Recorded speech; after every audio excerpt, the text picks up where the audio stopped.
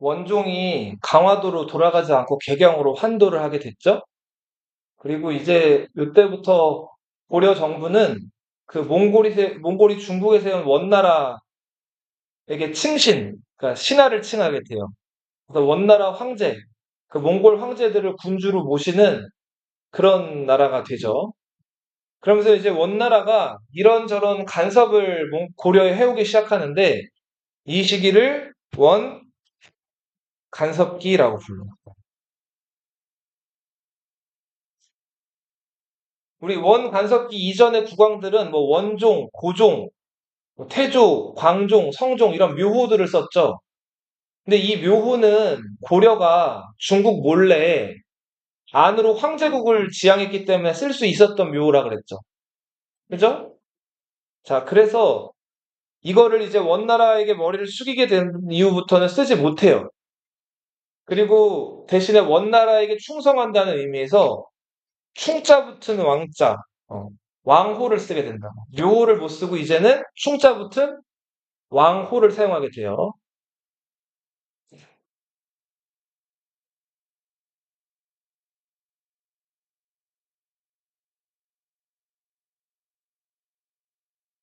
또 몽골 사람들, 그리고 너희들 알겠지만은 동양의 끝은 저 섬나라죠. 우리 한반도 동쪽에 있는 어느 나라? 일본이죠, 일본. 그죠? 몽골은 고려는 이제 정복을 했어요. 자, 이제 남은 거 저 섬나라 일본이죠. 일본까지 정복하겠다고 나온 거예요. 어. 그죠? 근데 배를 타고 먼 거리를 건넌다거나 이런 것들이 되게 몽골 입장에서는 부담스럽고 어려운 일이라서 망설이다가 쿠빌라이가 고려 원종한테 명령을 내요. 자, 배를 만들어라. 우리 몽골 군대가 타고 갈 배를 많이 만들어라 이렇게 얘기를 해요. 당시 30년 동안 몽골이랑 전쟁 치르느라고 고려도 상황이 말이 아니었는데 원나라에서 요구해 오니까 듣지 않을 수가 없죠. 자, 그래서 동쪽을 정벌하기 위한 기구가 하나 만들어지는데 이 기구가 정동행성이라는 기구예요. 따라 읽어보세요. 뭐라고요? 자, 이거는 어느 나라 정복하기 위해서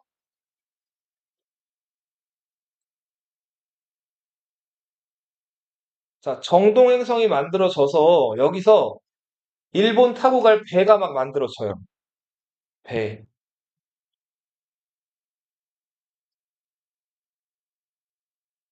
자, 고려에서는 갖은 핑계를 다 대요. 그 배 다 만들어줬다가는 고려도 지금 허리가 휘청하는 상황인데 안 그래도 좀 어려운데 자, 백성을 다 굶어 죽고 어려운 상황이니까 이제 지금 저 일본 가는데 폭풍우도 너무 심하고 저렇게 많은 군대가 가다가 잘못될 수도 있으니까 도저히 저거 어려운 원정이다. 좀 미루면 안 되겠냐. 이런 식으로 차일피일 미루고 계속 핑계를 댄단 말이에요. 근데 쿠빌라이가 계속 사람을 보내요. 배를 만들어내라고. 그래서 어쩔 수 없이 고려 정부에서 배를 만들어요. 자, 그 다음에 고려와 몽골의 연합군 4만 명 정도가 이 배를 타고 일본으로 쳐들어간단 말이에요. 일본에는 당시에 가마쿠라의 수도를 둔 가마쿠라 막부라는 정부가 있었거든요. 네. 자, 근데 이 가마쿠라 막부에서 고려 몽골 군대가 이렇게 많이 올 줄 몰랐어요. 자, 그래 당황을 했는데, 자, 아무튼 고려 몽골 연합군이 이제 그 배를 타고 일본 섬에 내려요. 자, 일부가 내려가지고 한번 일전을 벌였는데, 역시나 고려 몽골 연합군대가 강했죠. 그래서 일본 군대가 여기서 크게 패배하고, 이제 일본 군대가 잔뜩 긴장을 했어요. 고려 몽골 군대는 이제 이겨서 기분이 좋았겠죠? 자, 그래서 잠시 이제 적의 땅에서 자기는 조금 불안하잖아요.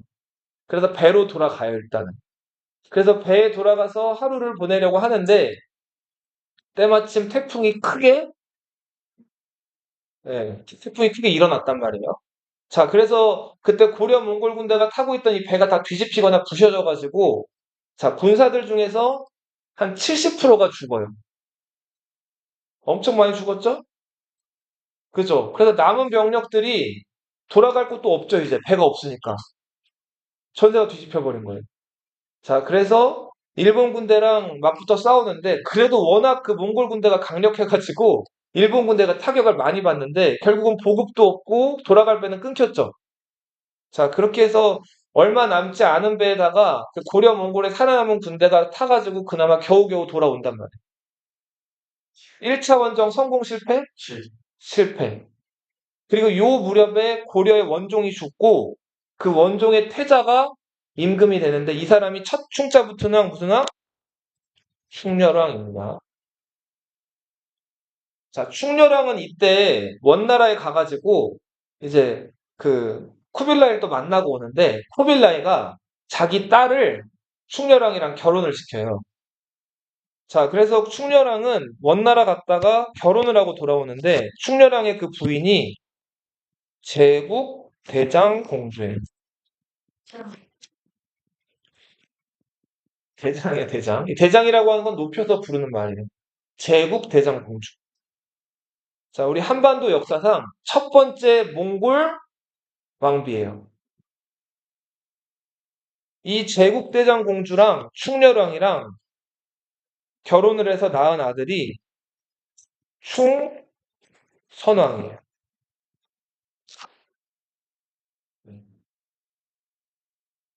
충렬왕은 쿠빌라이의 사위죠? 그죠? 제국대장공주는 쿠빌라이 딸이면서 첫 번째 몽골인 출신의 고려 왕비죠? 이후에 이제 계속 몽골인 그 공주들이 왕비가 돼요. 고려 와가지고. 충선왕은 최초의 혼혈 왕자죠. 그죠? 마치 그 해리포터의 스네이프처럼. 네. 아빠는 고려인, 엄마는 몽골인. 네. 피가 섞인 혼혈 왕자. 그리고 혼혈 왕이 되죠, 이제. 아버지 뒤를 이어가지고. 쿠빌라이는 한 번 원정 실패한 것에 만족을 안 하고 다시 배를 만들려고. 자, 고려 입장에서 너무너무 부담이 컸는데 충렬하면 어쩔 수 없이 그 배를 또 만들어요. 그래서 이번에는 더 많은 병력이 타요. 자, 10만 명이 탔어요. 자, 그리고 그렇게 해서 수천 척의 배가 이제 그 부산을 출발해가지고 간단 말이에요, 일본으로. 그리고 이번에는 저 중국 남쪽, 이 남쪽에 있는 이 지역에서도 일본에 또 군대를 보내. 여기서도 보내고 양쪽에서 협공을 한 거예요. 근데 이렇게 건너간 배가 또 태풍을 만나요. 10척 중에 9척이 뒤집혀요. 자, 또 송나라에서 이쪽으로 가던 배도 태풍을 만나가지고 상당수가 많이 파손되거나 뒤집힌단 말이에요. 일본인들 입장에서는 이 바람은 굉장히 고마운 바람이죠. 그쵸? 신이 내려준 바람이죠. 자, 신을 일본어로 뭐라고 하죠? 카미. 바람을 카미카제라고 부르죠. 이게 신이 내려준 바람. 훗날 그 일본이 이제 중국을 침략하고 베트남을 침략하고 전선을 점점 확대한단 말이에요. 일제강점기 때. 조선 침략한 거에서 만족을 안 하고 중국, 베트남, 동남아까지 막 쳐들어가요. 근데 동남아를 식민지로 가지고 있던 미국이나 영국 이런 나라들이 그동안 일본이 조선이나 중국 침략할 때는 무기 팔면서 가만히 있다가 자기들이 식민지 가지고 있던 동남아시아를 일본이 쳐들어오니까 위기감을 느낀 거죠. 그래서 그동안 팔던 무기 같은 것들을 일본에 더 이상 안 팔아요. 네. 그리고 일본이 미국에 갖고 있던 그런 자산이나 이런 것들을 일본에 못 가져가게끔 다 동결을 시킨단 말이에요. 석유도 안 팔아요, 갑자기 일본에. 전쟁 막 열심히 하고 있던 나라에게가 석유가 없어지고 무기가 없어진다는 거는 전쟁에서 지라는 거죠. 항복하라는 건데 일본이 여기서 항복했을까요? 안 하죠. 오히려 미국을 공격한단 말이에요. 하와이에 주둔하고 있던 미국의 네, 태평양 함대를 공격을 하죠.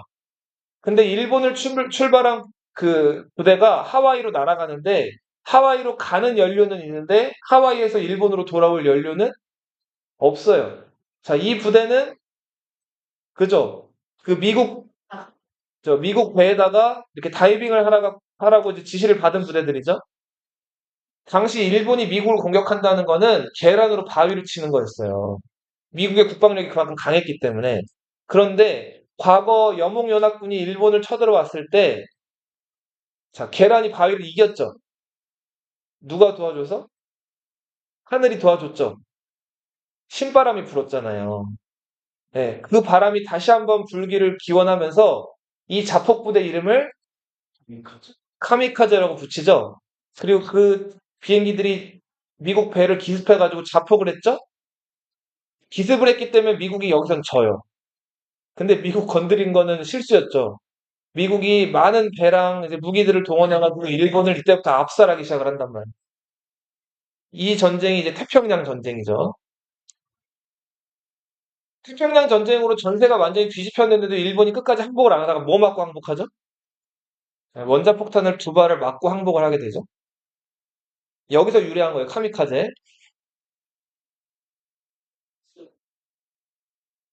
자, 이제 원나라는 그 고려에게 뭐 불개토풍이라 그래서 세조가 원종이 자기 찾아온 걸 기뻐해가지고 기본적으로 고려 풍속을 바꾸지는 않겠지만 그래도 고려는 이제 원나라의 지배를 받게 된 거죠.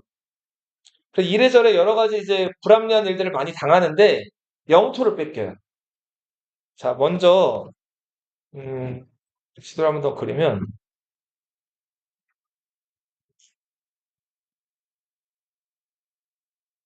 자, 여기 함경도란 동네가 있고 여기 강원도란 동네가 있죠? 그죠?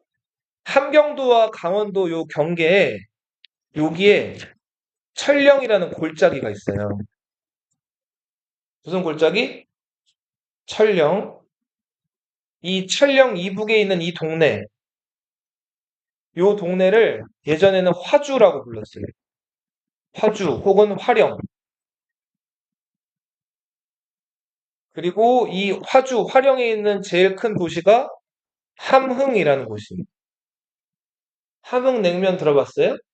함경도 할 때 함경도가 왜 함경도냐면 이 함흥이라는 동네가 중요해서 앞에 함자가 들어가는 거예요. 함흥과 경성, 세종대왕 4군 육진 들어봤죠? 그 육진, 군사기지로 만든 육진 중에서 경성이라는 도시가 또 중요해서 요 동네를 함경도라고 부르는 거예요. 자, 철령 이북의 땅을 이제 그 원나라가 자기네 땅으로 가지겠다는 거예요.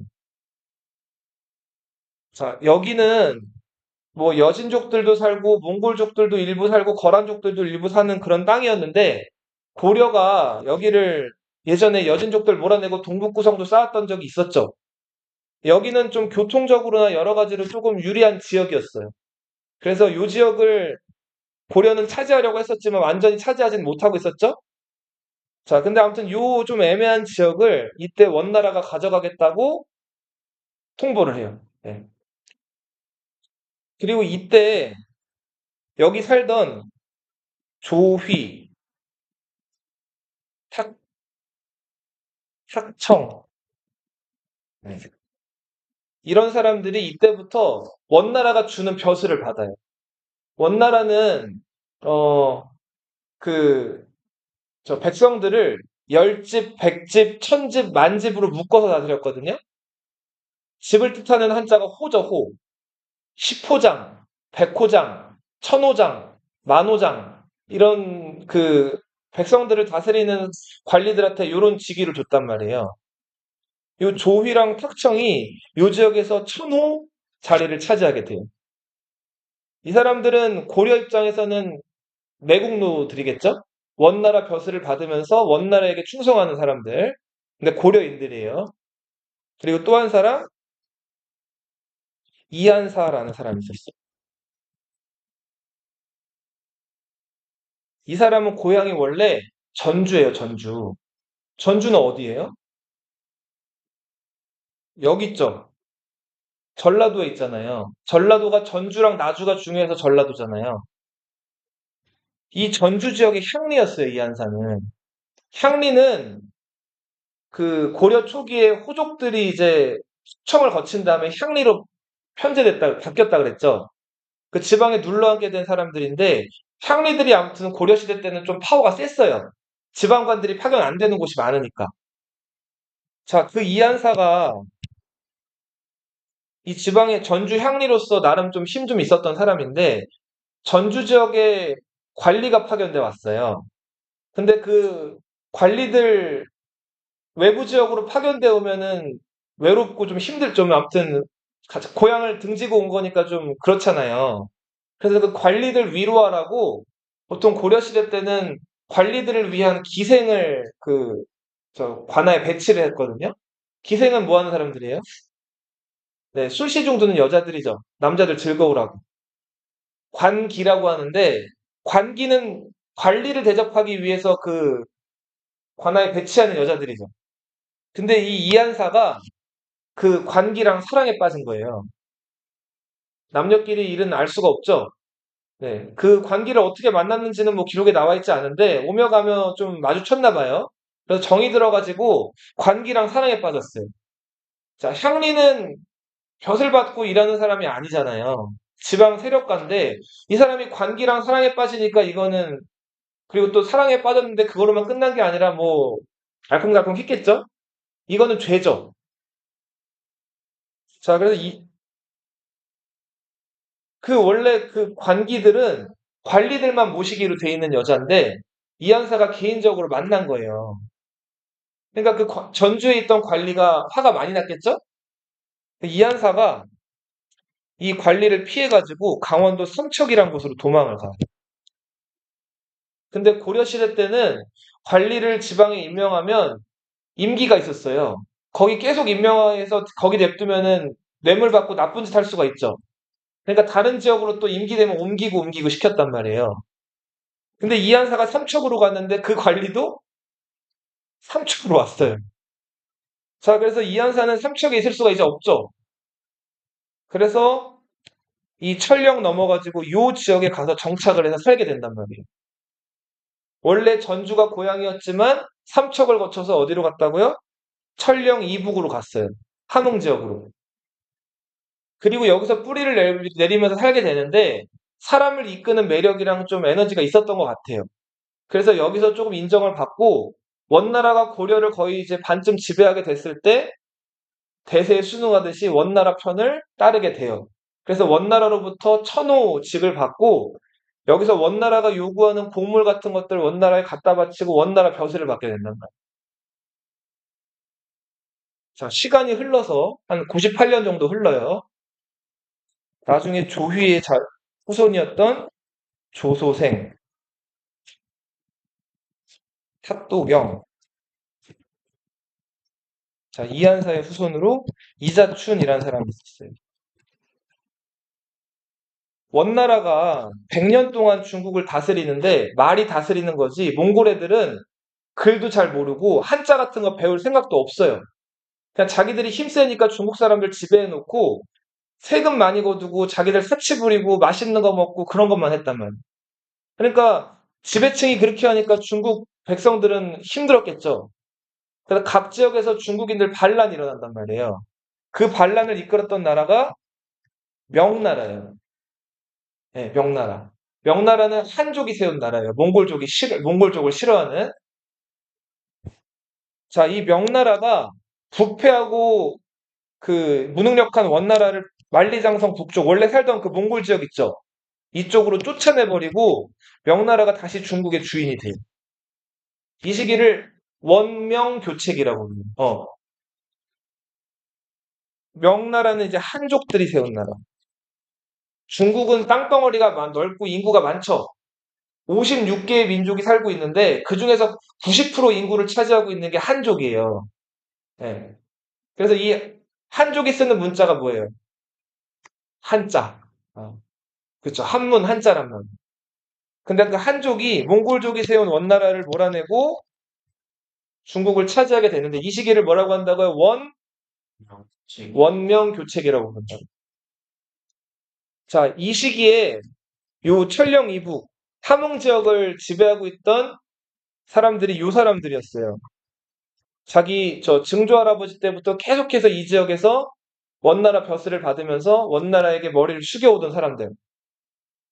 근데 이때 고려 군주가 원나라에서 교육받고 자랐던 그 고려 왕자였죠. 자, 당시 몽골이 이 왕자를 고려에 보내가지고 왕으로 올려요.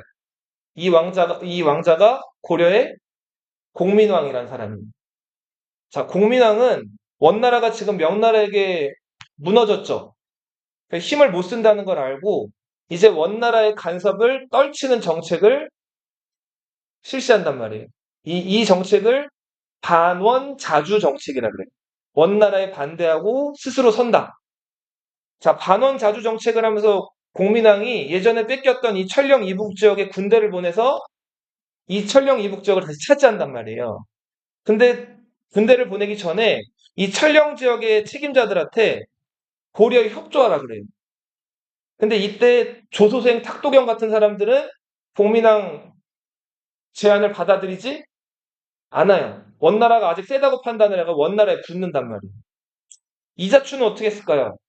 이한사의 손자, 증손자. 이자추는 공민왕 손을 잡아요. 그래서 공민왕을 도와가지고 이 원나라 세력들을 쫓아낸단 말이에요.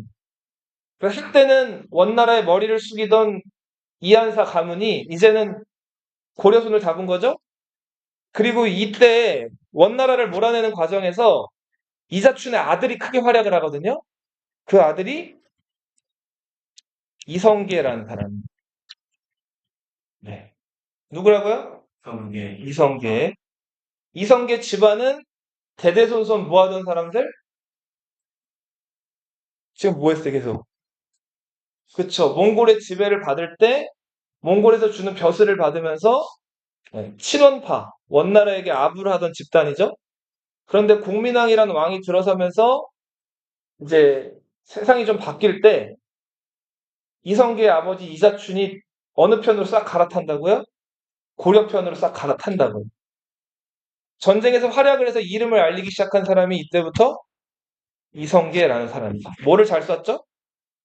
활을 잘 쐈죠. 활.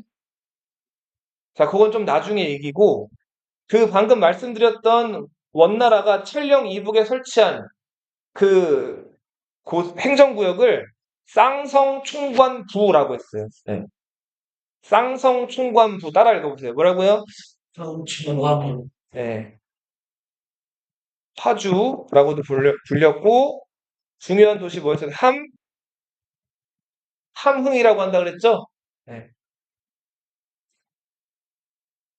자비령 이북에 동령부 설치했는데 동령부는 평양에 설치한 거예요. 서경에. 제주도를 삼국시대 때부터 탐라라고 불렀죠. 자, 이 탐라 지역에도 탐라 총관부를 만들어요. 자, 우리나라 땅을 남의 나라한테 뺏긴다는 거는 되게 슬프고 안 좋은 일이죠. 그래서 충렬왕 때, 충렬왕이 그래도 쿠빌라이 사위잖아요. 충렬왕이 쿠빌라이한테 쫄라가지고 동령부랑 탐라 총관부만큼은 고려가 가져와요. 충렬왕 제2기간 때. 그러니까 평양이랑 제주도는 어떻게 한다고요? 찾아와요. 근데 이 쌍성 총관부는 찾아오지 못해요. 그리고 나중에 공민왕이 원나라 세력 몰아낼 때 그제서야 결국 힘으로 찾게 된다. 이 쌍성 총관부 되찾을 때 크게 활약했던 장군이 활 잘 쏘는 누구라고요? 이성계. 고려 국왕 충렬왕이죠. 충렬왕과 원의 공주 제국대장 공주가 결혼을 했다 그랬죠? 중국 황제들은 북어라는 수레를 타고 다녔다. 중국 황제가 타고 다니는 수레 북어라는 수레가 있는데 그 북어라는 수레를 관리하는 관직 그 북어라는 수레가 이제 뭐 바퀴가 빠지지 않게 혹은 뭐 어디 뭐 이렇게 잘 만들어졌는지 이런 것들을 관리하고 감독하는 역할을 하는 관직이 부마라는 관직이었거든요. 그 부마를 보통 황제의 사위가 담당했다 그래요. 그래서 이 부마라는 관직명이 그냥 황제의 사위를 뜻하는 말로 굳어져요. 자, 부마는 황제의 뭐를 의미한다? 딸의 남편, 사위를 의미한다. 그 가마를 관리하는 거. 그래서 그게 이제 굳어지게 되는데, 뭐 사위도 높은 사람이니까 직접 자기가 닦진 않고 아무튼 다른 사람들을 시키긴 했겠죠? 근데 아무튼 그 황제가 타는 북어를 총책임하고 관리하는 사람이 하는 관직이 부마라는 관직이었고, 이때부터 황제의 사위를 부마라고 부르는데, 아무튼 고려 왕들은 원나라 황제의 딸과 결혼을 했기 때문에 대대로 계속 뭘 하게 된다? 원황제의 부마, 사위가 된다.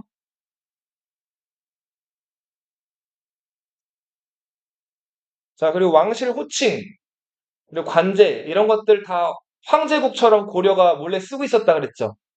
이런 것들 이제 원나라 지배를 받게 되면서 다 격하가 돼요.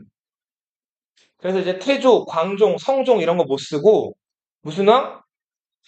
네, 충자 붙은 왕, 충렬왕, 충선왕, 충수광, 충혜왕. 자, 이런 식으로 충자 붙은 왕들이 등장을 하고 원래 고려는 이성 몇 부였어요? 이성 6부였죠? 자, 근데 어떻게 됐어요? 일부 4사로 줄었죠. 숫자가 어떻게 됐어요? 줄었죠.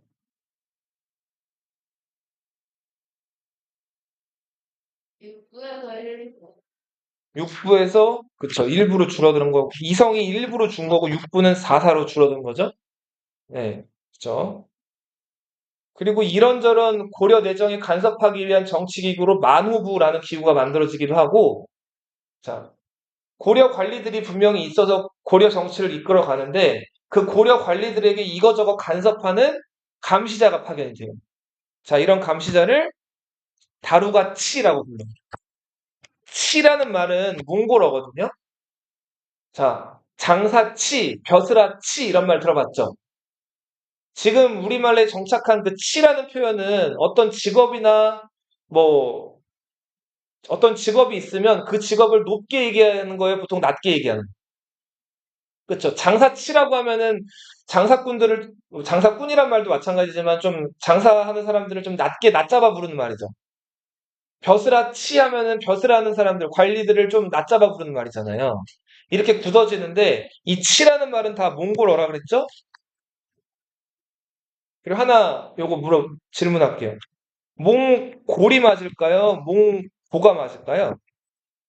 어떤 게 맞을까요? 몽골이 맞죠?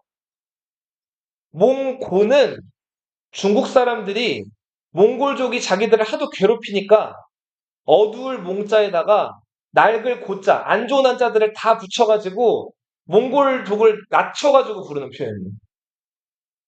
흉노라는 표현도 원래 흉노족들은 자기들이 흉노라고 안 불렀어요. 중국인들 입장에서 흉노가 자꾸 쳐들어오니까 사나운 흉자에다가 노비 노자를 써가지고 흉노를 낮춰 부른 거라고. 그렇죠. 그렇죠. 그런 뜻이죠. 예. 그래서 몽골이라는 표현이 맞다. 그리고 이 몽골족이 우리 고려 여자들 좋아한다 그랬죠? 조공으로 바치는 여자 해가지고 고려 여자들을 자꾸 잡아서 데려가요. 그러니까 지금 궁녀로 데려가는 나이 그 여자들 나이 평균이 몇 살이었을 것 같아요? 20대? 10살? 10살에서 15살 사이. 그러니까 너희 나이 때 여자. 지금 여기 4명 궁녀로 데려가는 거예요. 그러면은 보통 원나라 끌려가면 엄마 아빠 만나요, 못 만나요? 죽을 때까지 못 만나요. 중국 가가지고 몽골 귀족들한테 시집 가거나 사는 거예요. 네. 자, 근데 딸 뺏기고 싶은 부모 있어요? 아무도 없었겠죠? 근데 뺏기지 않으려면 유일한 방법이 하나가 있어요. 그래, 맞아. 미니 시집을 보내는 거. 자, 그래서 공녀 차출 때문에 뭐가 유행했냐면 조혼이라는 게 유행합니다. 조혼. 그죠, 그죠, 그죠. 너희 그 조기 입학 이런 얘기 들어봤어요? 학교에 미리 들어가는 조는 일을 조자거든요. 그래서 아주 어린 나이에 애들이 뭐 남자, 여자, 사랑 이런 것도 잘 모르는 나이에 집안끼리 그냥 결혼을 시키는 거예요. 네. 그래서 8살 신랑, 9세 신부. 자, 이런 것들이 요 당시에 이제 많이 유행하기 시작하고 이 조혼이 참 이게 좀 어떻게 보면 안 좋은 거죠. 자기가 어떤 의지를 가지고 이 사람 좋아가지고 자유롭게 연애를 하거나 이 사람들을 자기가 좀 알아보고 결혼하는 게 아니라 그냥 부모끼리 빨리 애들 원나라에 안 뺏기려고 그냥 결혼을 시켜버리는 거 아니에요. 자기 의사도 안 물어보고. 그죠? 자, 그러다 보니까 이게 아무튼 문제가 많이 됐는데 이게 문제는 고려가 망하고 조선시대 들어와서도 계속 이어져요. 그쵸? 그때는 필요도 없는데 자, 결혼이라고 하는 거를 이제 역사를 거슬러 올라가 보면은 우리 계속 뭐 고구려 시대 역사 그 배울 때도 고구려 시대 결혼 풍습 서옥제 이런 것들 봤죠. 옥자 때 민며느리제 이런 것들 배웠죠. 보통 결혼은 요즘 와가지고는 막 남녀끼리 연락 주고받고 사랑해가지고 연애해서 결혼하는 게 좀 더 일반적인 사람들 생각이잖아요? 근데 우리 배운 역사에서는 그렇게 연애 결혼하는 것들 많이 나왔어요? 다 어떤 방식으로 보통 결혼을 하죠? 그쵸. 부모들이 정해주는 대로 결혼을 하는 거죠. 그죠? 그러니까 집안 대 집안 간의 결합이 결혼이란 말이에요. 아주 오랫동안. 그래서 집안 대 집안끼리 이게 맞다, 이익이 맞는다 싶으면은 어른들끼리 합의를 해가지고 결혼을 시키는 거예요. 다른데 근데 만약에 이 집안이 꽤 유력해요. 잘 나가는 집안이에요. 근데 딸이 있어요. 근데 이 딸이 나이가 먹으면 먹을수록 점점 시집갈 나이가 오죠. 그쵸? 근데 그러다 보면 다른 집에게 이 딸을 뺏길 수도 있죠. 그러니까 더 어린 나이 때 미리 이제 물밑 작업을 해가지고 결혼을 시키는 거예요. 순전히 그 어른들 욕심으로. 이게 이 안 좋은 풍습이 계속 이어져 오다가 1894년 가보개혁 때 이게 없어져요. 법적으로. 그래서 지금은 결혼할 수 있는 나이가 정해져 있죠. 예. 그래서 이렇게 막 뭐 8세, 9세 때 결혼은 지금 못 하죠. 법적으로 그 남자는 제가 알기로는 남자 여자 만 18세? 어. 미성년 되기 전에도 결혼할 수는 있어요. 법적으로. 어. 근데 한 18세, 16세였나? 그거는 아무튼 제가 찾아볼게요. 아무튼 이제 중학교는 적어도 졸업을 해야지 결혼할 수 있게끔 법이 이제 바뀌었어요. 근데 이때부터 아무튼 조혼이라는 게 유행하게 된다. 곡물, 특산물을 고려해서 막 걷어가는데 금, 은, 그리고 배는 옷감이죠. 삼배, 네, 옷감, 고려 특히 유명한 거 인삼. 네. 그래서 저 혹시 배구 좋아해, 배구? 여자 배구 본 적 있어요? 여자 배구 보면 정관장이라는 팀 알아요? 네, 정관장 배구팀 들어봤어요? 정관장 혹시 뭐 브랜드예요? 홍삼 브랜드죠? 그 정관장이라는 그 홍삼 브랜드, 그걸 만들어서 운영하는 회사가 혹시 이름 알아요? 담배 인삼공사라고 들어봤어요? 담배 인삼공사. 담배 토바코, 인삼은 진저, 뭐 이렇게 젠 이렇게 부르죠?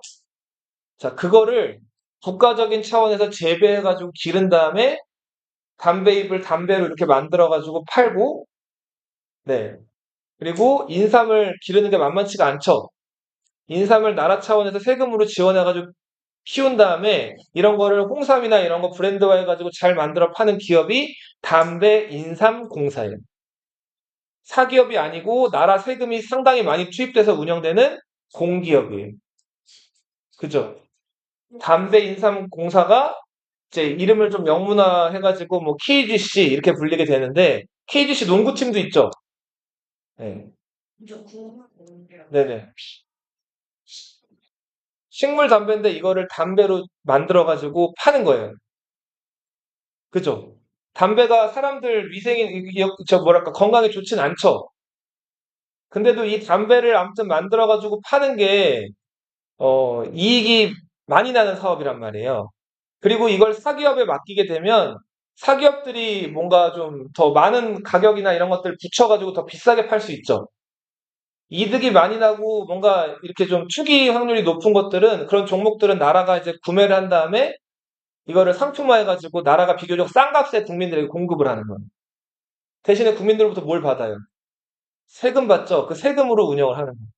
뭐 예를 들면은 담배랑 인삼은 우리나라 대표적인 오랫동안 특산품이었기 때문에 이걸 나라에서 세금으로 운영을 하는 거고, 또 예를 들면 우리 집에 익히 잘 쓰는 거 뭐가 있어요? 일상생활에서 편리하게 쓰는 거 이런 거 전등이죠. 전등. 전등은 전기로 운영이 되죠. 근데 이 전기를 만약에 사기업이 만드는 기술을 독점하고 이 가격을 비싸게 해서 민간인들에게 판다고 생각해봐요. 그러면은 민간인들 굉장히 괴롭겠죠.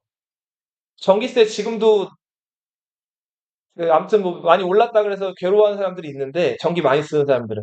그래서 나라에서 전기 만드는 공장 같은 것들을 독점을 해가지고 국민들에게 세금으로 받은 다음에 비교적 싼 값에 공급을 하는 거예요. 그렇게 해서 나라에서 운영하는 전기회사 뭐예요? 한국 전력 들어봤어요? 한전이라고?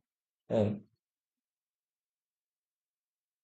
그리고 가스 같은 거. 너희들 가스레인지에 가스불 켤 때 그 가스도 많이 쓰죠? 엄마들 음식할 때.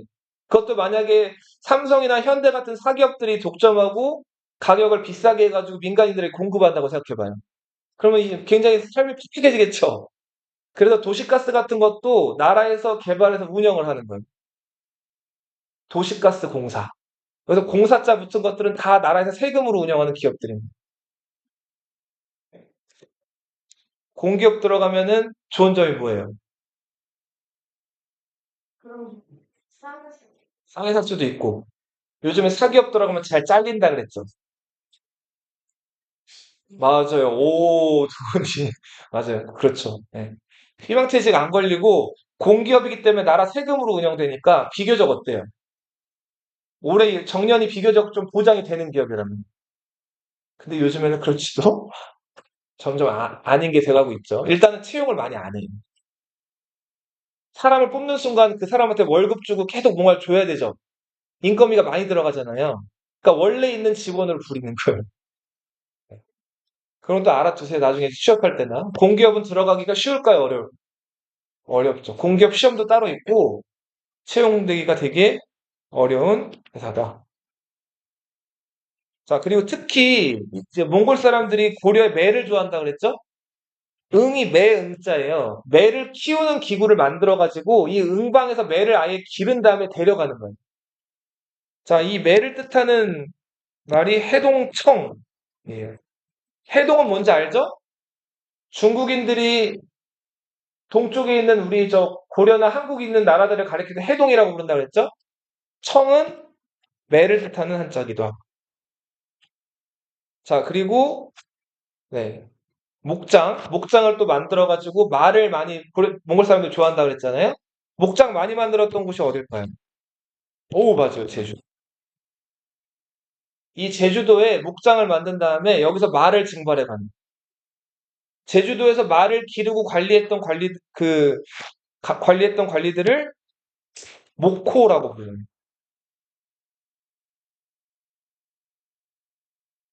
몽골이 고려에게 이거저거 강요하지는 않았다 그랬죠. 근데 당시 몽골은 대세였죠. 거의 뭐 원나라가 어마어마하게 큰 중국을 다 지배하고 몽골 지역까지 차지했기 때문에 땅덩어리가 엄청 넓고 군사력이 막강했단 말이에요. 그래서 일단 이 당시에 출세하려면 몽골 사람들이랑 통해야 돼요. 자, 지금도 마찬가지지만 미국이란 나라 잘 나가잖아요. 그래서 우리나라 영어만 아주 잘해도 먹고 살 수 있어요. 영어 가르치거나 뭐 아무튼 영어 관련된 일을 해가지고. 이때는 몽골어를 배우거나 몽골 사람들이랑 친해지고 가까워지는 게 출세나 이런 거의 지름길이었단 말이에요.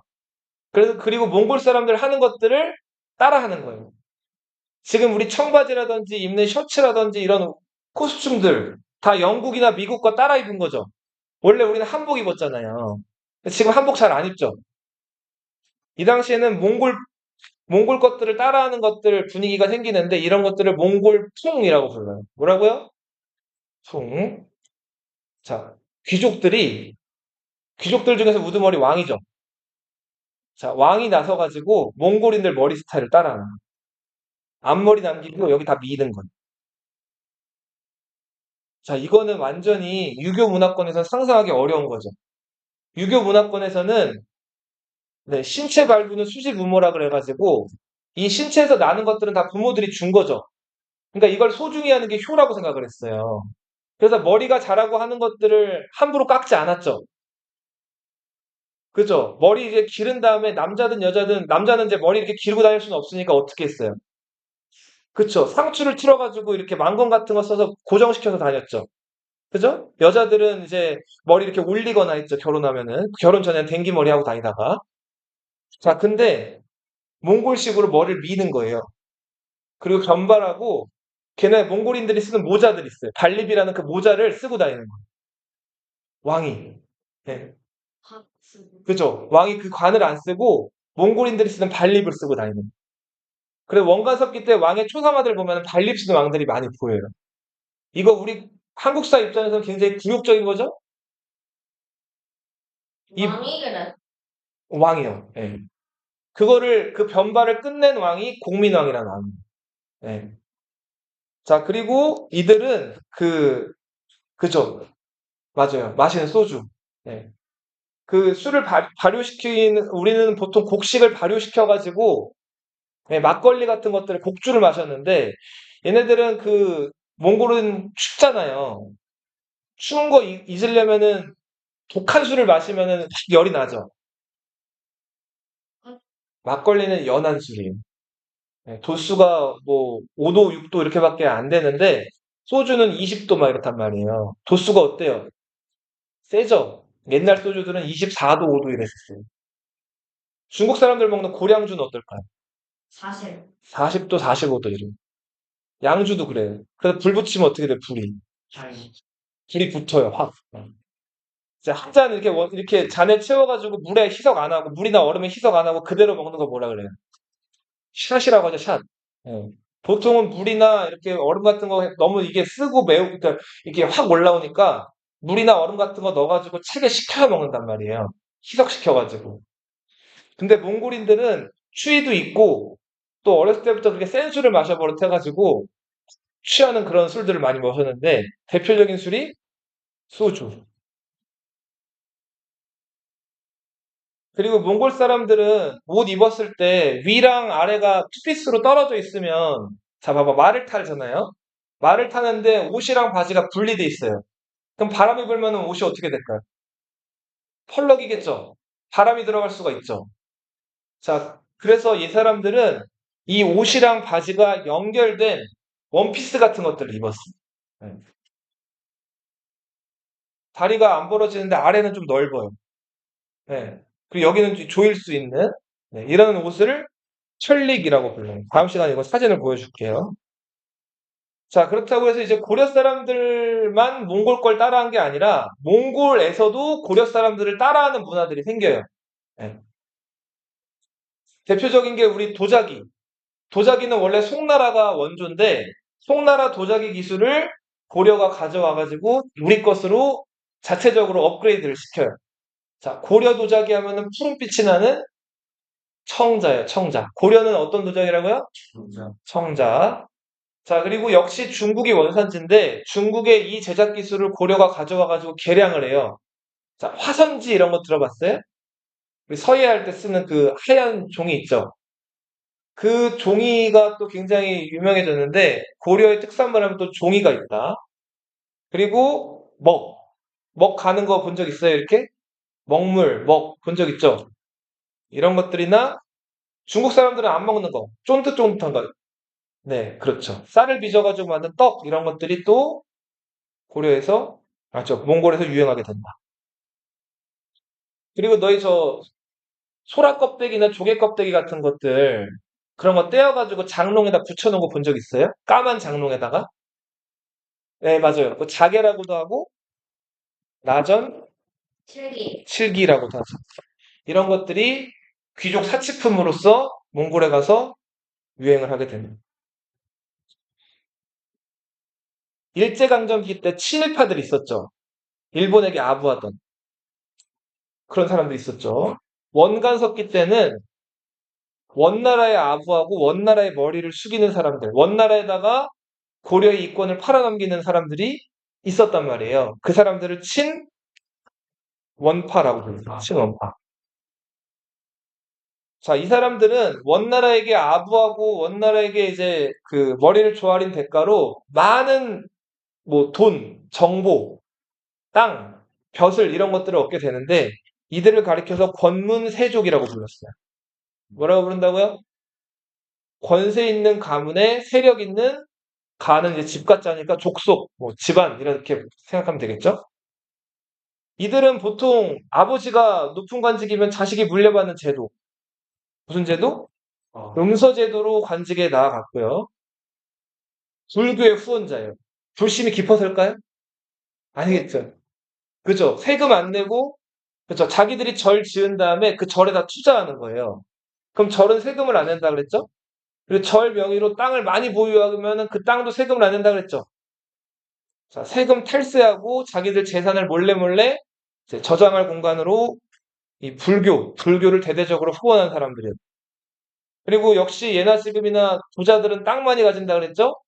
자, 이들이 넓게 보유한 땅, 산과 강을 경계로 했다 그래요.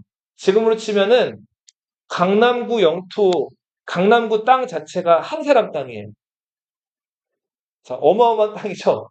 네. 자, 이런 땅들을 가지고 있었는데 이런 것들을 농장이라고 불렀어요. 백성들이 봄이 되면 곡식이 부족하죠. 그러면 곡식이 부족한 백성들은 빚을 지러 다니겠죠, 부잣집에.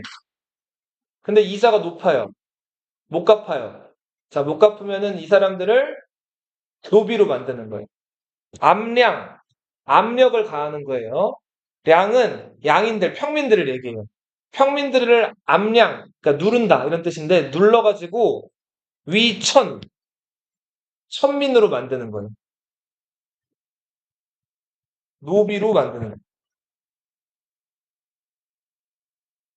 대표적인 친원파, 기철 같은 사람이 있어요. 이 기철은 자기 여동생이 얼굴이 예뻤어요. 원나라 공녀로 잡혀갔는데 원나라 황태자의 눈에 든 거예요.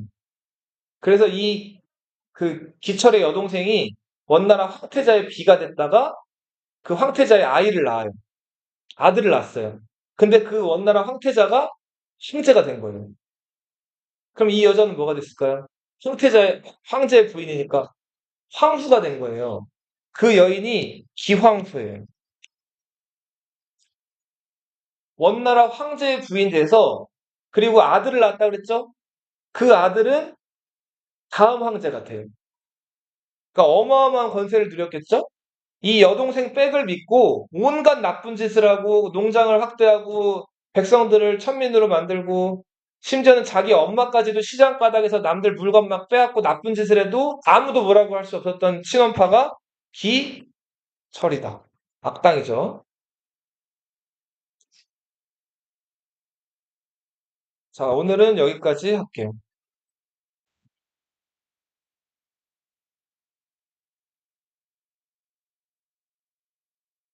3페이지 13번,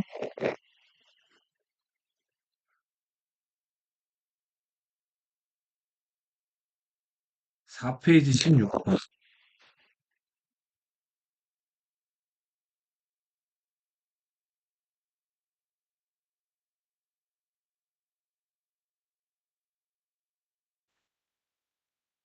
음,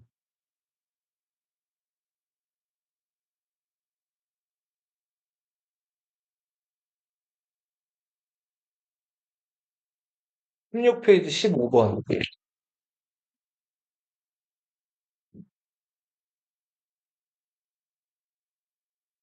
16번.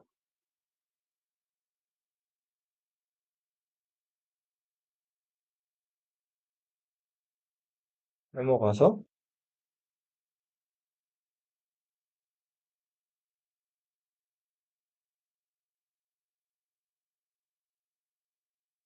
28페이지 15번.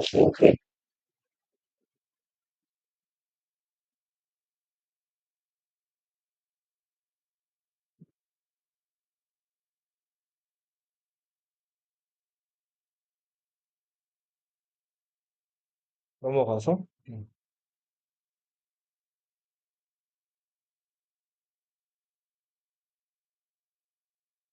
40페이지 13번,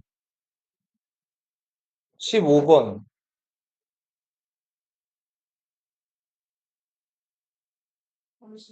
네, 13, 15 넘어가서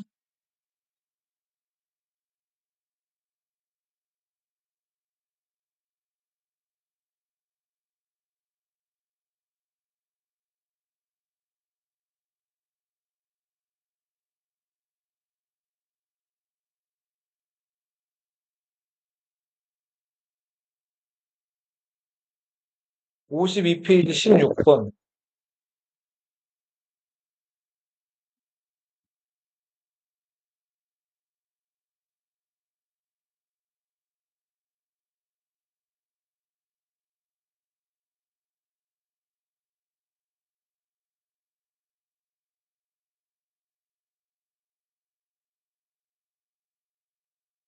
64페이지 15번.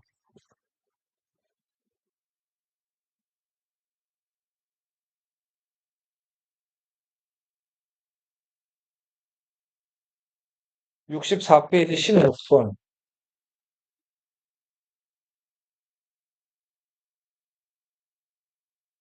여기까지 할게.